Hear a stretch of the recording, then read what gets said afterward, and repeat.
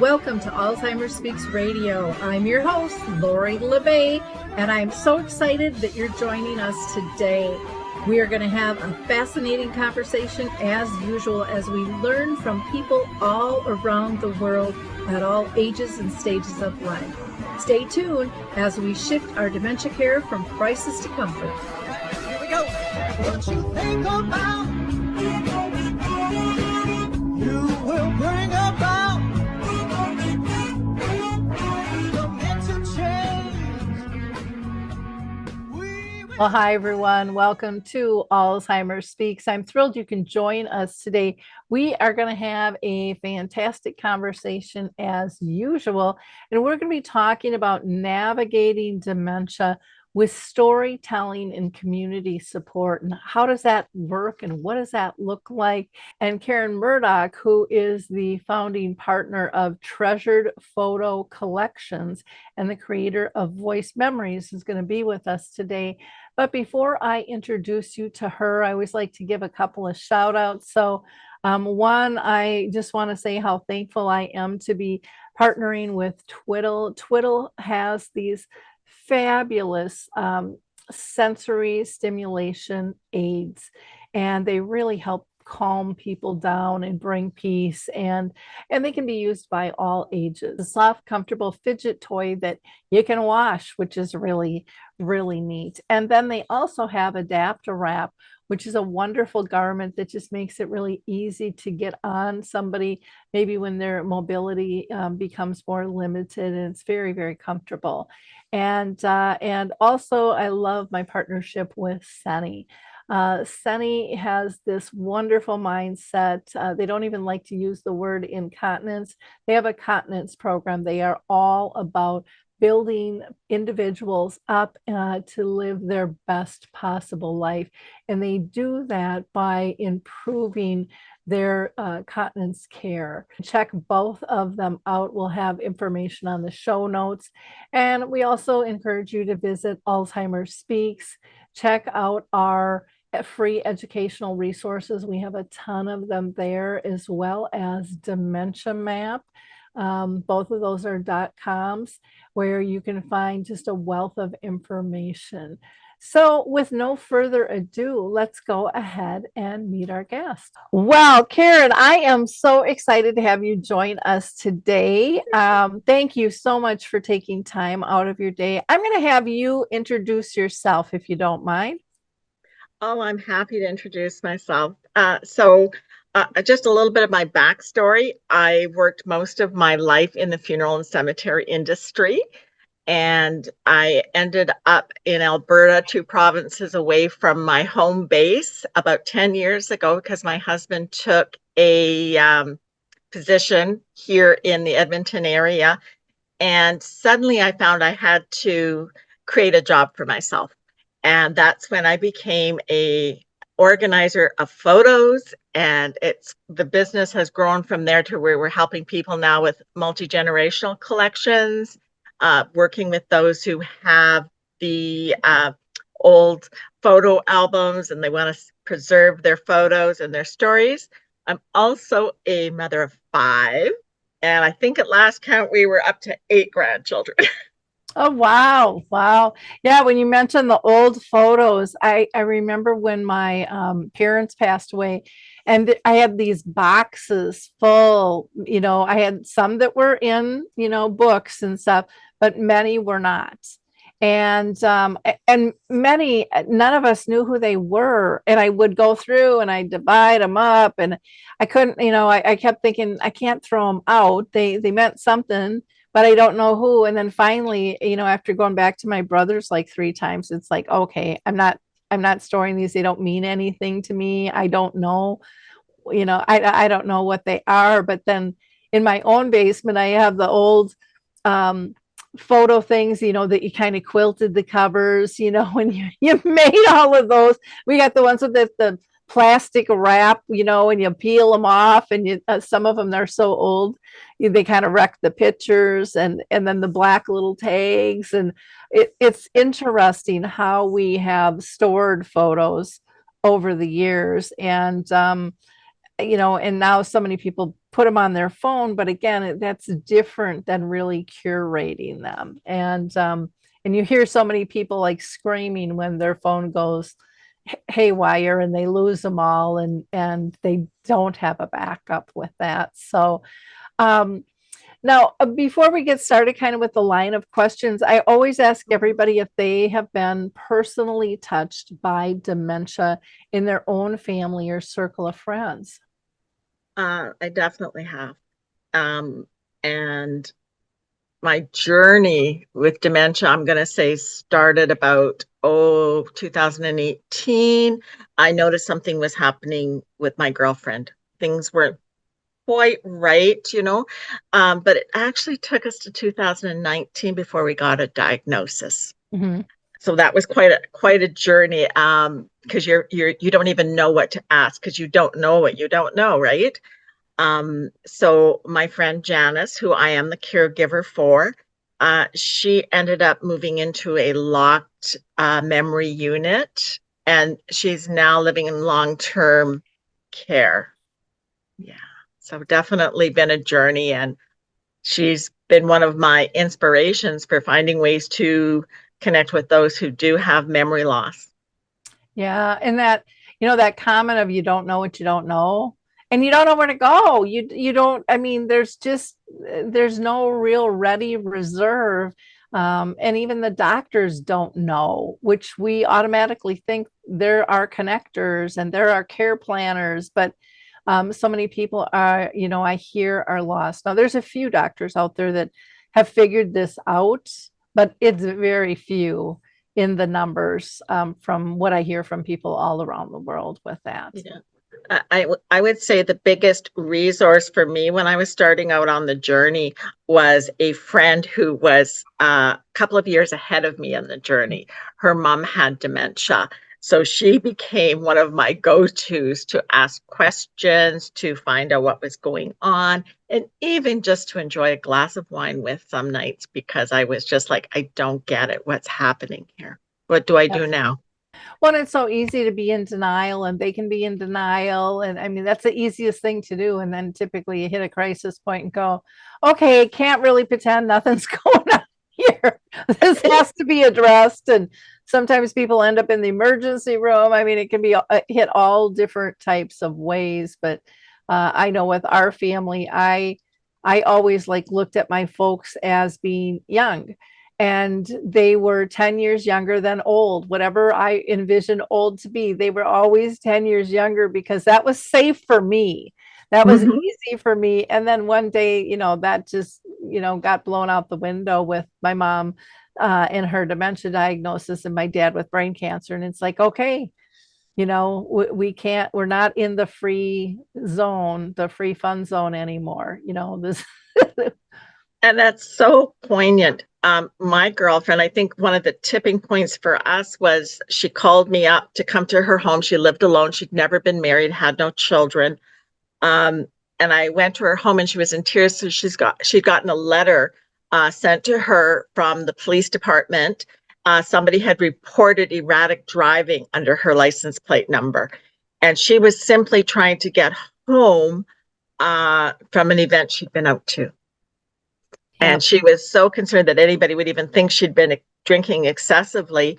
And that was really the tipping point. You are no longer safe behind the wheel. Yeah. Yeah, I remember my brother and his wife, actually they held it against my mom for years, but she was supposed to babysit, and she went to drive to their house and she never showed up. And she never showed up because she got lost. And Mm. she, it was kind of before the cell phone era. And, by the time she made her way home, she was just a wet noodle.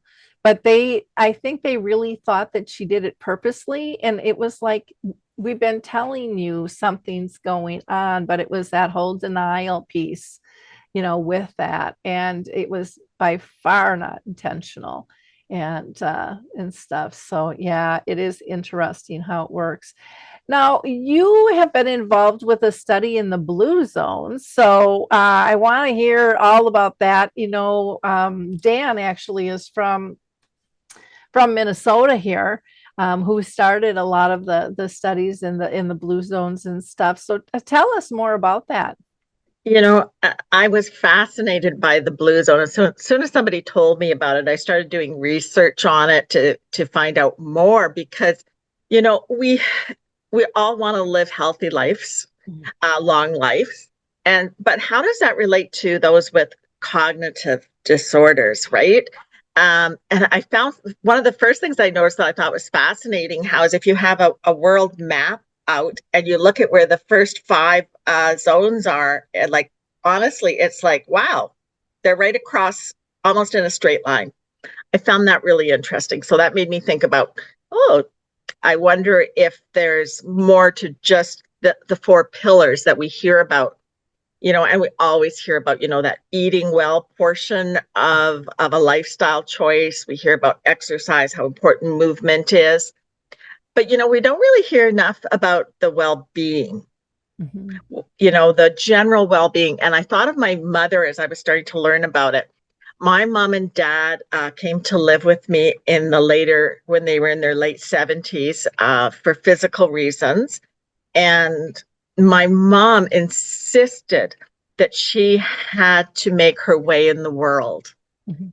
And I look at that now when I was learning about the blue zone, going, oh my gosh, that was her purpose. She had to have a purpose to get up in the morning. And for her, it was making our supper every night.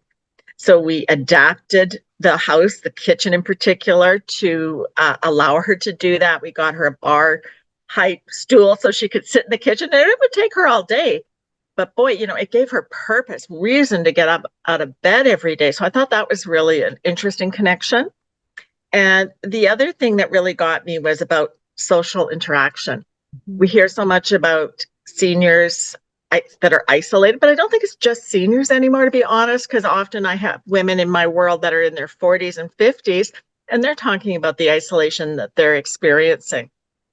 So I found that really interesting. And I kept thinking, going back and looking at, well, the well being, the purpose, the stress reduction, the social interactions, that's where I can maybe be of the most benefit in creating a support tool in that area.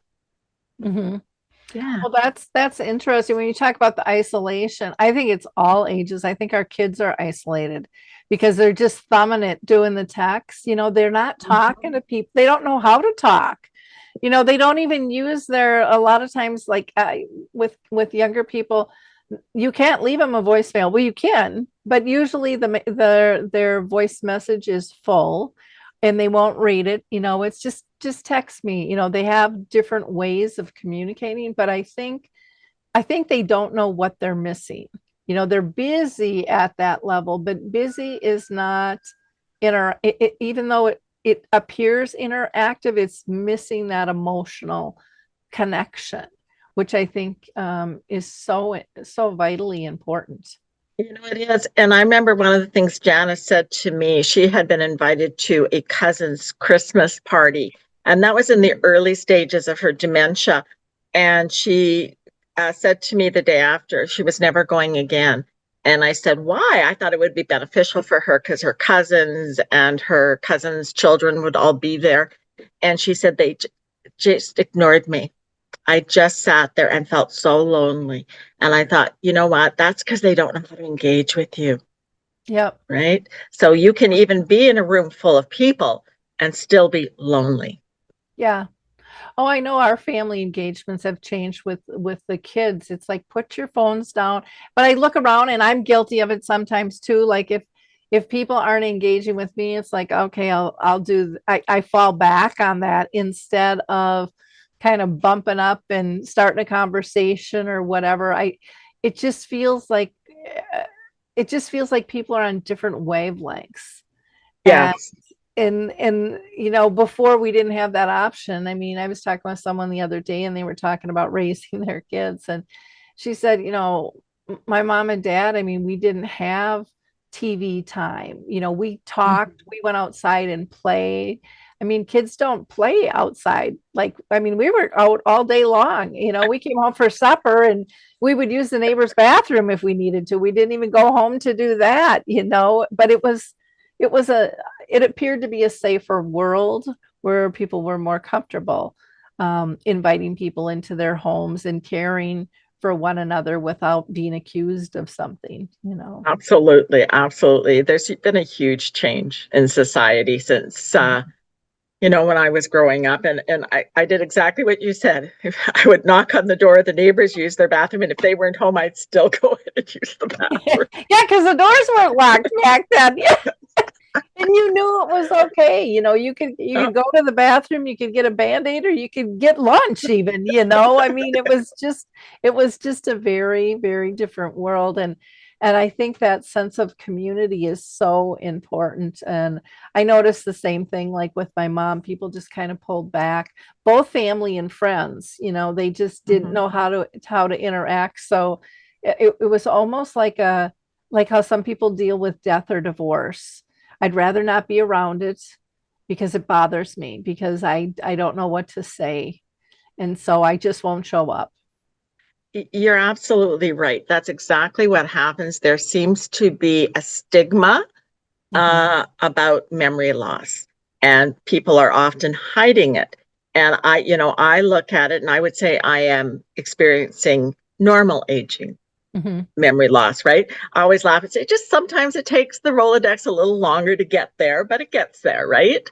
Mhm. So, but even that, when I'm in a situation, I may be looking to try to get that information up to the forefront as quickly as possible, right? Mhm. So it causes issues the second you start experiencing any memory loss, never mind dementia, Yep. right? Yep. Yeah, and there's, like you said, there's that stigma too of you're not able, you're not capable to engage anymore, which is such a lie. And we have to break through that stigma. And the only way we do that is, in my opinion, is by having conversations like this. Um, Absolutely. well, let's talk about voiced memories. That's something that you created. What is that all about? So, voiced memories is about a way to give purpose to both the caregiver and the person with dementia or MCI. Uh, and it's a way to hopefully get them more connected to each other. So, I was thinking about, purpose. Like so often we think somebody doesn't have a purpose once that memory loss starts to kick in, but actually they do. And that purpose can be to retrieve that information and save the family legacy, the family stories. And an interesting thing is that with my girlfriend Janice, the first time I tried it, we didn't have much success. She was quite advanced already with her dementia.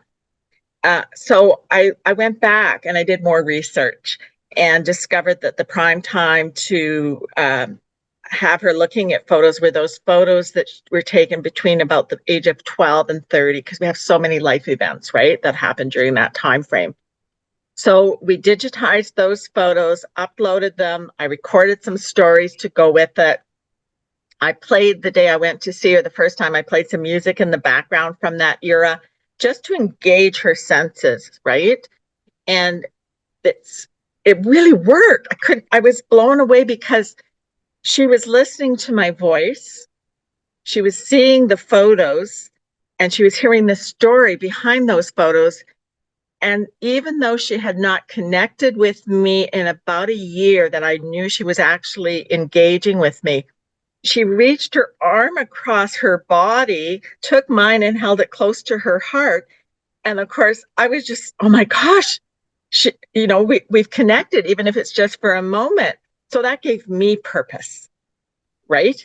And she gained purpose knowing that her stories were valuable. Her life was valuable.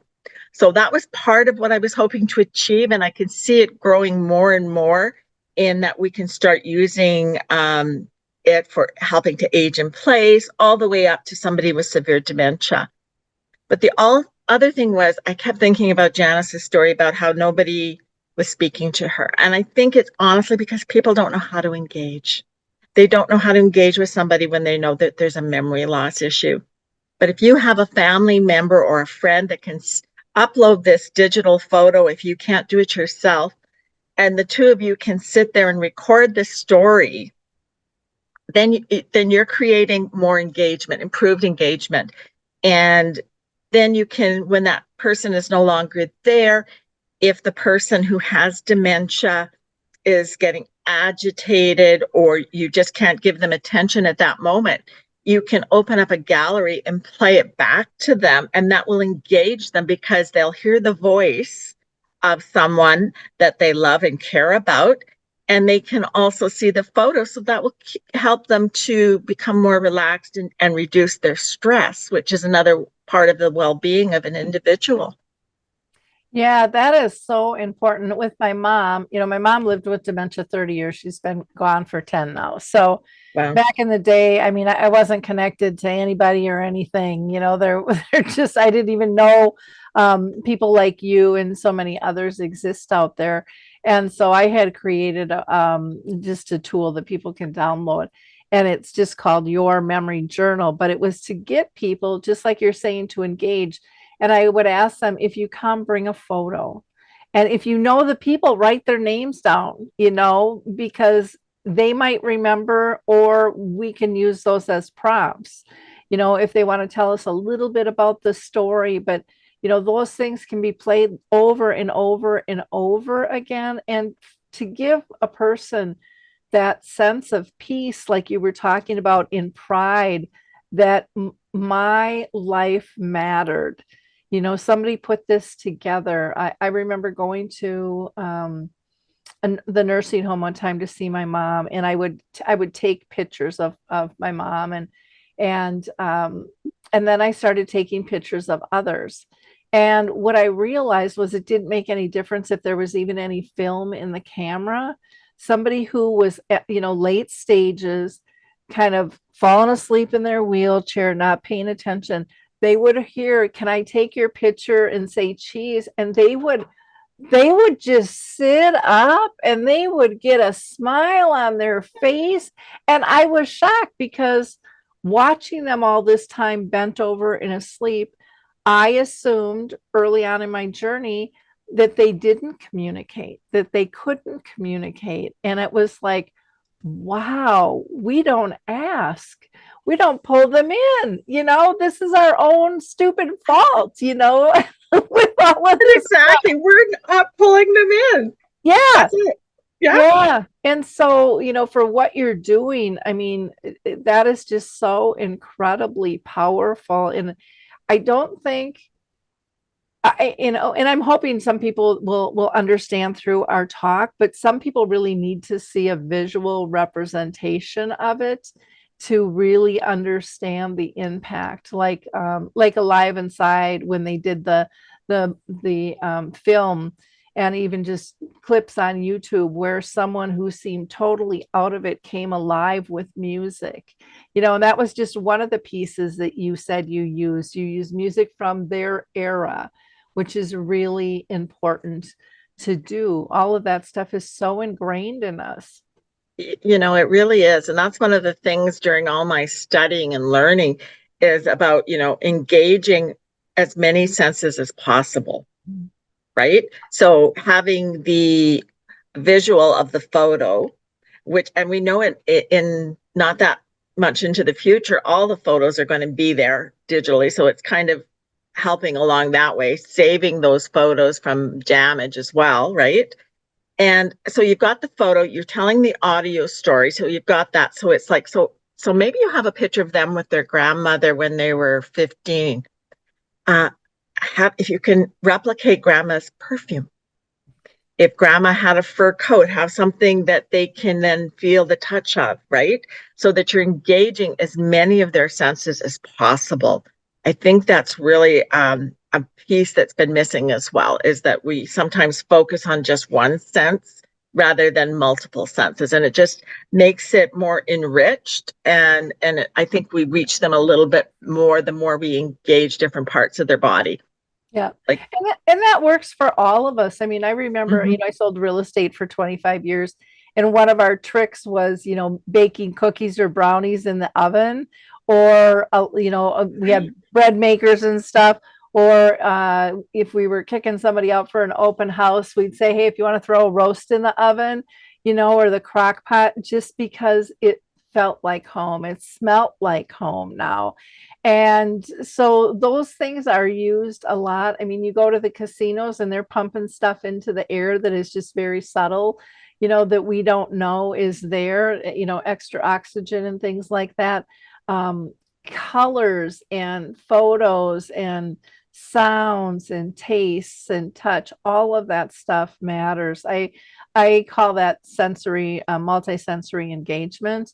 And in fact, I have a whole program on trying to teach people how do you develop a sensory care plan, because people with dementia, especially like on my dementia chats, they talk about how dementia affects them, and everyone is affected differently. No one's the same. But they describe, I love this description, they describe their brain like Swiss cheese.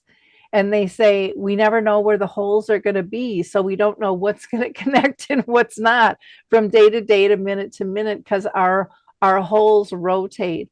But they say the more senses that we use, the easier it's for them to grab a hold. So, one of the things that drives them crazy is when we talk and we're not looking at them and we're going, hey, come on, let's get going, grab your coat. And they need to read our lips and see our facial expressions, and they're missing all of that, those types of things. So, you're working really well at trying to pull that together. And then I think what I love even more so in some ways is that it's reusable. It's just, it doesn't ever get old, and anybody can reuse this to engage and to have a conversation, or just sit quietly and be able to sense someone's emotion. They might cry because they're touched so much by a story, even if they can't tell us.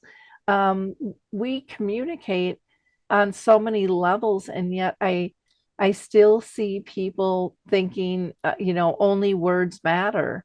And I'm like, that's so backwards. Why would you be so rigid when really the goal from everyone's heart is to connect?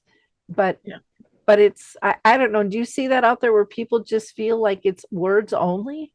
I do see a lot of that. And what I've discovered is with somebody with dementia, especially when it's advanced, is that they do communicate through different things. And you may not even realize that they're talking. Mhm. So I have a recreational therapist that goes once a week to work with my friend Janice in the nursing home. And we've discovered that when she's making these noises, sometimes it's her version of singing, Mhm. right? And we've noticed when we're taking her for something that she loves, because she's basically nonverbal now, her face radiates. We can see it. When I did one session with her, and the first one, and I I started to get teary. I could see her face. She was like, "Oh my gosh, Karen, I didn't mean to upset you." You could see it in her face and that was her communicating. So I think we have to be looking at the whole person. I think everything has to be thought of as holistically right now, whether it's managing their care Mhm. or looking for new solutions and looking after our care, right? Because we often hear about how hard it is on caregivers, so we got to make sure we're fueling our body well, that we're looking after our well-being, right? And our social interactions besides with other people. Maybe, whether it's faith-based, coming up with a new hobby that we can enjoy so that we're spending time looking after ourselves. And for me, I like to add simple movement. If my brain is kind of on overdrive because I've had a crazy busy day, I simply get up and leave my office and I go walk around the building for 10 minutes and I come back, and it seems to help clear my mind, Yeah, getting out of the environment. Yeah. It right? makes a huge difference. And that body movement they talk about is so important. even if you just stand up and, dance around like nobody's watching you, and just kind of shake it out. That's And right. yeah, I loved what you said about, you can tell by her facial expressions. And my audience has probably heard this story before, but I'm going to throw it in again because I just think it's so important. There was a moment in time where we videotaped my mom with a musician. And I was so proud of those clips. I have them on my YouTube channel. I've walked into conferences and my mom's on the screen. Someone will be using it as an example of pure joy, just this kind of awakening. And I was going to share, I made a video, a CD, and I was going to give it to my mom's friend who could never go visit her. It was just, she couldn't emotionally do that. And there's a lot of people out there that can't. Yeah. And, I would meet with her every month, and we had done this for years, and I would update her with mom. And I slid this CD over to her, and she's like 76 years old at the time. And she just screams out at me in the middle of a restaurant, "She looks horrible. Lori, you've been telling me you're taking such good care of her. I'm just so ashamed of you. I'm disgusted with you." Right. And she's just reaming me out. And I get that like nervous giggle, like, what do I do with this? The whole restaurant's looking at me like, Mhm. so, and then I got quiet and kind of centered myself. And she was still ranting at me. And I looked at her square in the eyes and I said, "Thank you, Kay. Thank you. What are you thanking me for?" And she's still so upset with me. And I said, "Kay, I'm thanking you because I did not realize you don't see what I see." Ah. And she goes, "What do you mean? What do you see?" I look at her. That doesn't look like her. Her hair's not done. She doesn't have any makeup on. She doesn't have her lipstick, her nails, her eyebrows are bushy. I mean, she just went on and on and on. You can even see a billy goat hair on her chin. "Lori, that doesn't look like your mom." I said, "Kay, this is what pure joy looks like today. This is not caring for my mother." I said, she's like, "What do you see when you look at this picture, Lori?" She's like, "I don't get it." I said, "I see the big, brilliant smile. I see the dimples. I see the glint in the eye and kind of, we lose our eyes in our family when we smile." I said, "When I look at this picture, Kay, I hear my mom giggle." I said, "I'm not looking at the broken and chipped teeth that look like a rusted, chainsaw with fried rice hanging on them," because she was scared of a toothbrush. She was scared of a swab. She couldn't rinse her mouth out anymore, but we chose quality of life over staging her to make someone else comfortable. And, we need to talk about those things because it does look different, but joy is all around us. And I really kind of think, and I could be wrong, but I really think that mom experienced joy on a whole different, deeper level. And I know I did with her, because it was just a tiny moment in time. And even as they were recording her, she'd fall asleep and then she'd kind of wake back up again. And, Yeah. they were going to stay an hour. They only even stayed for a half an hour, but I've got probably, several different clips of her, but they're powerful. And when people visually see that change, they get it. But to describe it or just look at a picture alone doesn't always do it. And you hit the nail on the head with it's about giving the quality of life that Mhm. you best can, right? Mhm. And that's one of the things. So, what can you do to make it better for her? But also understanding that her place of joy is different now, right? And that's a big adjustment. It took me a long time to meet her where she is. I Mhm. wanted to go back to the girl that I knew, right? Yeah. And it took everybody a long time to get me to accept that that wasn't going to happen, right?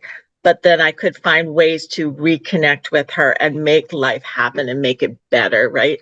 And I've noticed things since we've got a recreational therapist working with her, since we're doing voiced memories with her, that some habits that she had before are now gone. We had to get shin pads for her because she was constantly scratching her legs.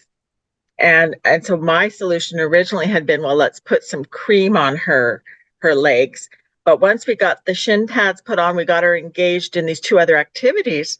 She no longer does it. And if she removes her shin pads, she's not scratching anymore.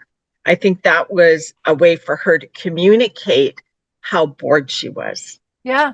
Well, yeah, right? it was that fidgetiness,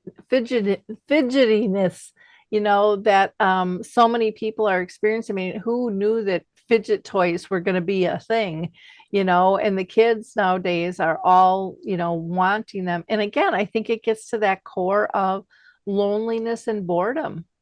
I want I Absolutely. want something to do, you know. Right. And I know where my friend Janice is. It's, like they get her up, they look after her basic needs, Mhm. right? They get her out of bed, they put her into a broda chair. She is fed. We have somebody who does the feeding for her when I'm not there. And then she is basically sat to look out a window for the rest of the day for how many hours? So boredom, absolutely boredom. And so that makes maybe some of the less, I don't know what the right word would be, but the less engaging activities, right? We don't want them fidgeting. We don't want them, doing certain things. Well, then let's give them something to engage with Yeah, we that's have to replace positive, something. Yeah, exactly. right? Exactly. Well, I'm Yeah. going to take a little break right now. For those of you who are just joining us right now, you might want to rewind and catch our conversation from the beginning. We've been talking with Karen Murdock, founding partner of Treasured Photo Collections and the creator of Voiced Memories, which has just been fascinating. You can go to her website, which is photocollections.ca, or you can go directly to voicememories.ca as well. And Voice Memories is also on Facebook. And they also have a voice memory community circle, which we'll talk a little bit more about here as well. And that is meetings.voicememories.ca. I do want to give a plug in for Qblocks, which is a webmaster who I personally use. They are absolutely incredible. They are easy to deal with. They speak in simple terms, so technology is not over your head. They meet their deadlines. They communicate everything in writing in a private platform where it's not lost. And it's just, for me, it's reduced my stress a lot in terms of all the things that can and will go wrong with a website, from changes you want to make, and have made it very easy for me to kind of self-manage. But they're right there, Johnny on the spot. And when things go wackadoo, they get it straightened out really quick for me. And I know that they're reliable. They just have a wonderful team. So I always like to give them a plug. You can just go to qblocks.com. And if you mention myself, Lori LeBay, or Alzheimer's Speaks, they're more than glad to give you 10% off as well. So I just know that that can be frustrating for a lot of people. So I like to give a little plug there. So let's go back and talk with Karen. I want to talk, to you about caring for a loved one with Lewy body dementia, because that could be a little bit different and a little, every dementia is challenging, so don't get me wrong there. But Lewy body can really be challenging with some of the hallucinations and other symptoms that they have. So why don't we talk about that, and how you were affected by that? That was, I think, one of the hardest parts of the journey was when she was doing the hallucinating and she was accusing me of doing things that I wasn't doing. Mhm. So, one of the first things was she had been telling everybody in the private memory care unit where she was living that she was moving. And I didn't know, well, where did she get that from? Did she dream it? I totally did not understand what that was about. And then it was shortly after that she said, "Oh, how come all my money is gone?" And I went, "Your money isn't all gone. You're sitting financially well. We're okay." So I had to go through that with her. And then, shortly after that, it was, are you, you're stealing from me, and all these other things. And she actually had social workers and that contacting me. And I had all the legal papers and responsibilities had been all decided beforehand. So I had the documentation. They thought I needed to go and get another one. I said, "No, I don't think so. Talk to my lawyer. I think I have all that." And I said, "But I'd happily show you the books. Mm-hmm. If the money is there." So you have to go through convincing them that everything is okay, if you Yep. will. And then you find yourself defending yourself to people about what's going on. So it really is, it's an emotional roller coaster, and that you don't maybe know where do you go to reach out. And then with Janice, it was like all of a sudden her behavior became very erratic. Um, One of the things was that she thought one of the residents where she was living was cold, so she started taking her clothes off to ensure that this woman was safe and was cared for. And when they came to deal with it, when the staff came over, Janice started hitting them and kicking them. And it was just shortly after that then that they found her unresponsive on the floor. Oh, Um, geez. and then that led us to going to the hospital for the day for all sorts of evaluations. And the interesting thing was at that point, she still had great bladder control. She was still walking. Everything was good. Within 3, 4 weeks, she was no longer able to walk very well. She fell and broke her ribs. She fell and broke her hip. So it was just like it was. And then before long, her ability to communicate verbally started to disappear. So it was really very quick. So it was like, how do you handle this? So that's where I started really doing a lot of research into memory loss and finding out about the different dementias. I was one of those people that thought there was one. You Yeah. get dementia, that's it. But when it started affecting her physical abilities, I figured that some point down the road it would. But when it started affecting her physically that way, and the accusations of falsehoods and the hallucinations, that really threw me for a loop. And that's where I really had to reach out and find resources like what you have to help people. Yeah.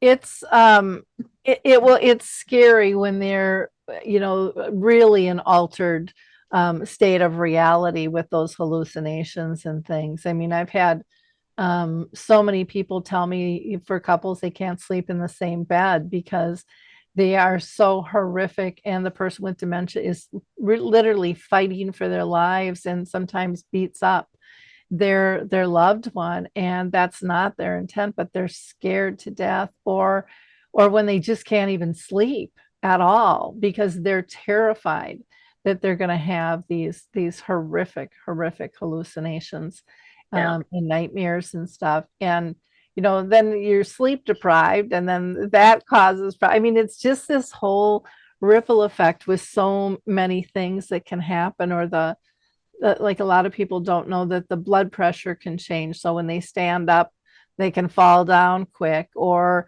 many times people with Lewy body also have Parkinson's, and they can stiffen up and their legs don't work, like, the mobility. And it's amazing, like you said, how fast it can come on. And every person is different, you You know, know.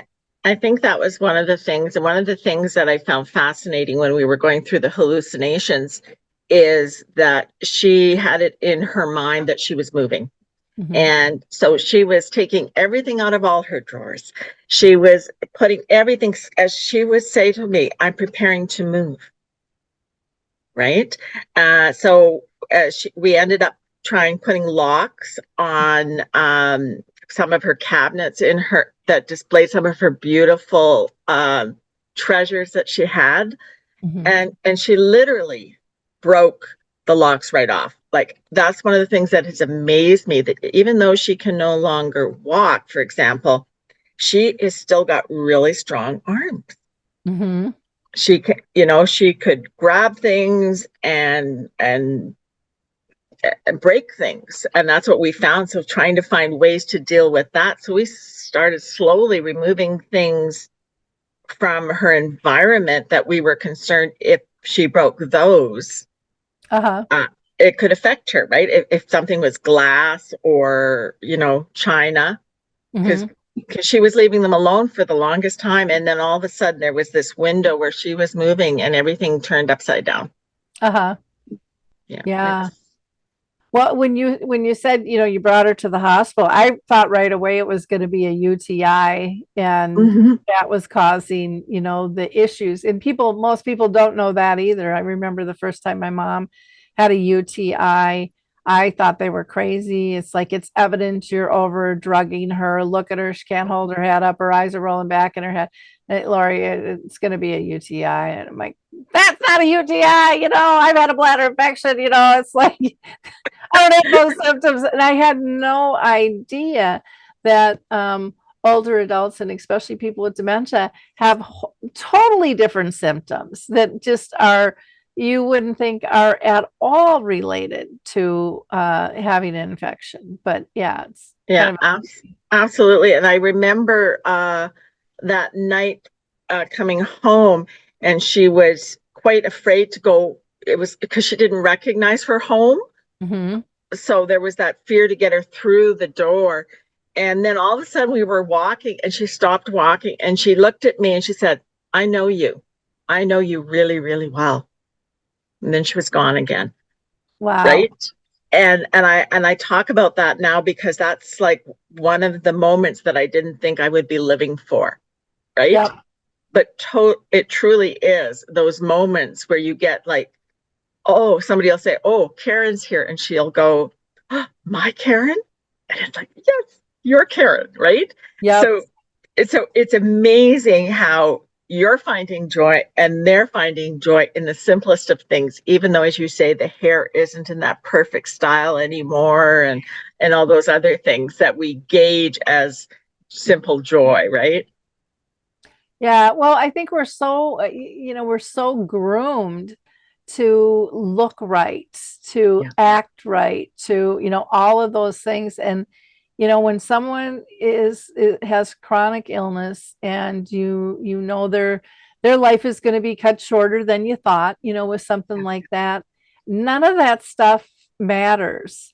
If you truly want to stay engaged. Now, if you don't believe it's possible, then you're going to walk away, or you're going to be offensive to them, or you're going to do things that are going to trigger reactions, or what we like to call behaviors. And then you're going to blame them when we're the trigger a lot of times for those things. And so dementia just teaches us so much about living compassionately, living on a deeper level. I think my mom lived 30 years because there was so much to teach me, but I also think she lived that long because she felt engaged. Yeah. And And I think that's really important, Lori, is the feeling engaged, and it's up to us to help them feel engaged and part of the conversation. mhm. Yeah. I have like a tip sheet with several different things, and they're very basic, but people just love, they're like, can I get some more of these? And I'm like, yeah. But one of the things on there is duplicate what brings you both joy. Mhm. But you can't find joy or recognize joy if you're not going to look for it. If you're going to look for the loss of abilities, if you're going to, wallow in the grief, which is normal to a point. If you're going to plan on how to avoid situations, because you're embarrassed, or you actually think you can control the disease, you're going to waste a lot of time in those two frames, and you're not going to focus on the joy. You're not going to see it when it's before you. You're not going to be able to create it, because the only place those two things can be done is in the moment. And we have to be, I think, to really have the deepest of connections, we have to be 100% present in the moment. We have to put the phones down. Because they know if we're not paying attention, they're still able to pick up on, all those nonverbal signs. And I know not everybody listening will remember. I'm trying to think of the name of the show, the Stepford Wives, where everyone, Mm. had a smile on their face, no matter if their life was falling apart or not. And I think as caregivers, care partners, we step up with this mask on, like everything is fine, but they can see us fidget, they can hear it in our voice, our mannerisms. They know who we are at our core, and I don't think that ever goes away. And so then we're giving them mixed messages when they can read us truly, and that will frustrate them, just like it frustrates us when we're talking with a friend and they're not being honest, and we know, like, don't tell me you're okay, I know you're not okay. I can see it, I can feel it. Your anxiety is like sitting on the couch right with us. Those things are palatable, and they recognize those things. And to think about somebody who has limited ability to communicate, and how frustrating that is, when we know how frustrating we get, and yet we can verbalize it and we can react in multiple ways. They don't have that ability. That's really key. So one of the things that I like about voiced memories and that we were looking at is that it can be the person that has dementia recording the story, what they remember of it, right? Mhm. And you can try to engage them with different prompts and different using different senses. But if they are no longer verbal, then go back a step and get a family member or a friend to do the recording and and give it to the loved one to listen to and look at the photo. That's going to be just as engaging for them, and they're going to know that you actually cared enough to do this, Yeah. right? And I would imagine, if maybe you don't engage, let's say you're a friend and you don't engage with family or no other people, you could take your own stories with that person and create them and allow them to be played over, because it's so heartfelt. It's just on this core soul connection. Like, I don't know if you felt this, but I didn't know that there were different levels of unconditional love Mm. until the more my mom lost abilities to communicate, the deeper it became. And she actually, for me, Karen, was the safest place in the world for me to go, because I knew I was totally accepted there, and it was peaceful. And even though I never, like, when I got divorced, I never told her I got divorced, because she wouldn't understand that. She would be upset. My whole family loved Tom, and blah blah blah blah blah, and he would still come visit her and things. It just wouldn't make any sense. Even though I couldn't tell her some of those things, just being in her presence calmed me down when I was sad or frustrated, or just like, yeah, I don't know what direction I'm supposed to go right now, type deal. There was still so much she gave me, even though words weren't spoken. Right. And I think that's interesting that you're saying about, not having the family or somebody. So one of the things I've been looking at is how do we incorporate it just into day-to-day life? So, healthy eating is really important. So maybe we know of a favorite meal, right? So take photos, or just, you know, of the food that you find on the internet that replicates it. Take photos while you're preparing the meal with them, Mhm. enjoy the meal, take photos, record the stories again, and then that can always be played back to them even the next day, right? That, oh, this this was a lot of fun, and whether they remember it or not, it doesn't matter. They'll know that they were involved in it, hopefully. So yeah. Yeah. I think we need to look for unique and creative ways always to be connecting with people. And I think when we go, we actually have to be sure that we're engaging with them. Sometimes people will say, oh, I'd go visit her, but she doesn't really communicate. Let me know when you're going. And I'll Yeah. Oh, come. yeah. That's And a I'm real like, common one. no, because you're going to end up taking all my time and energy away from her. I Yeah. want to be engaged with her. I want her to be part of this, part of the conversation. We all have a need. If anything, that's taught me we all have a need to be social beings, even when we are in advanced stages of dementia. Yeah, I found with my mom, like my daughter would bring nail polish, and she would, because if she had something physically to do, it was easier. I would always bring, a little lotion, and could massage her hands and her arms and things like that. And my brothers weren't so touchy feely, but we had like a CD player back in the day where they could push a button, they could handle that, and they would kind of see her come alive with the music. And they still weren't, I think, as comfortable as myself and my daughter, but it eased the process, It for does. them, with that. Yeah.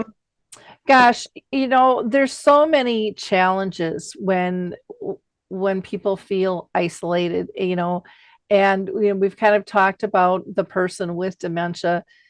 We haven't talked so much about the caregivers though, because they can really self-isolate and don't even know they're doing it. I mean, I know I did it, and because I was too busy being busy type deal. What do you say to caregivers who, they're feeling like they don't fit in Books. or So have time to? I think that's really important part of it because there are times where between work and caregiving, there's little energy left, and we're always a little concerned, like nobody even is going to understand what I'm going through. That's why I made the meetings.voicememories.ca. It's a virtual world. So there's going to be like one room is the theater where we're playing a video on how do you create your account.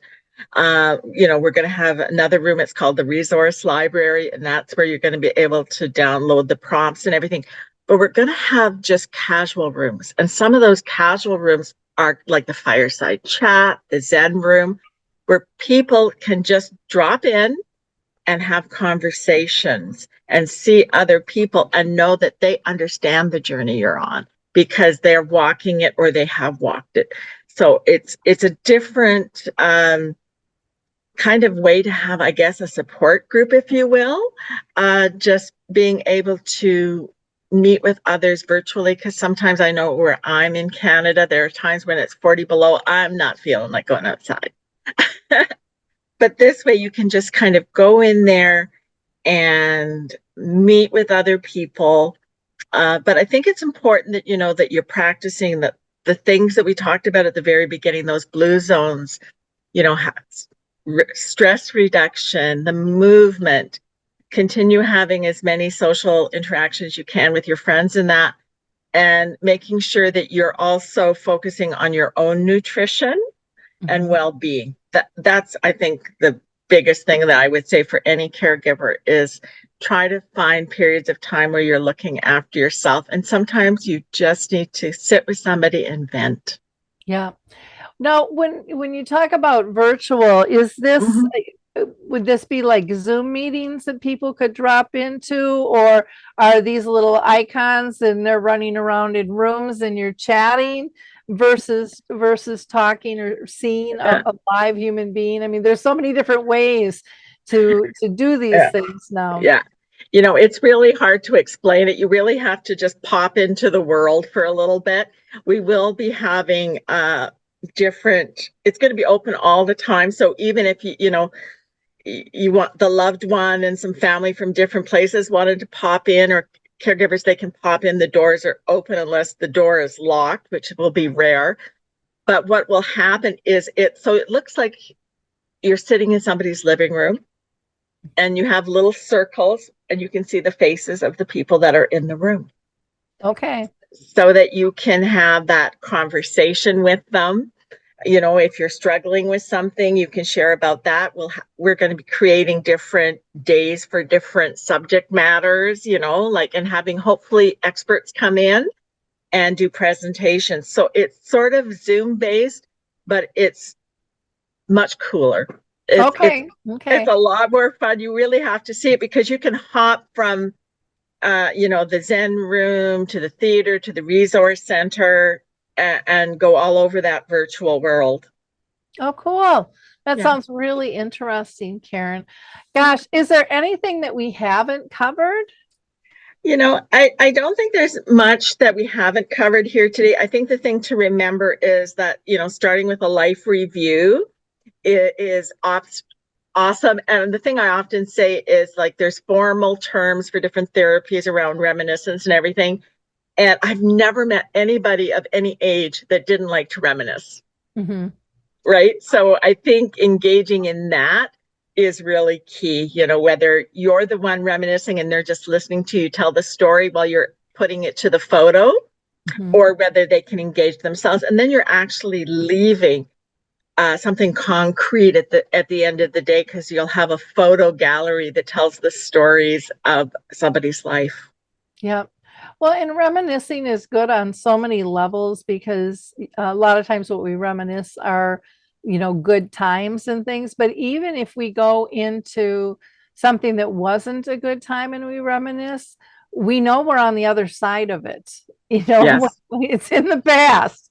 And so that in itself can be a healthy conversation in terms of how somebody process something like that as well. But bringing, it's fun to hear other people's life stories, and it's fun to review our own because sometimes we just forget. I mean, you think of well, probably way more than the millions of stories and situations that each of us has gone through, and everything doesn't bubble to the top, dementia or not. You just that's a lot of storage space there. And so, when somebody brings something like that up, it's just I don't know, I think it allows people to kind of lean back and yet lean in at the same time.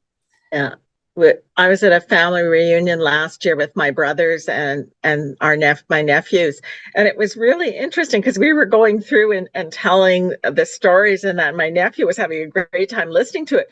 But it was also interesting that we had different perspectives depending. My oldest brother is 7 years older than me, so his remembrance of something was totally different than mine. Yep. Well, it's kind of like when a police officer, is trying to get statements. Everybody sees something different. They feel something different because, our experiences have been different. So it makes our perceptions, different from one another. But there's so much to learn, and to be able to go, oh, I didn't see that. I never thought of that before. It just expands who we are in our ability to read the world differently and engage, I think, on a different level. So Exactly. thank you so much, Karen. Thank you. Again, we've been talking with Karen Murdock, who is the founding partner of Treasured Photo Collection and the creator of Voiced Memories, which is really cool. And I always ask, our listeners to be a giver of hope. Like, click, and share. People need this information. Resources they're hard to find. You don't know what to ask for. I mean, who would know to ask for what Karen's created? I mean, you don't know especially when you're new to a diagnosis, you don't even know the verbiage that people use, let alone the services and products and tools that would be available. And you can go to her websites, photocollections.ca or voicememories.ca. She is on Facebook as Voice Memories, And then check out that Voice Memories Community Circle. That sounds pretty cool. And that is at meetings.voice. Let's see, it's voiced with a D, memories.ca. So thank you again, Karen, for your time. Keep up the great work. I appreciate your time today. Thank you, Lori. I was very happy to be here today. Bye, everyone.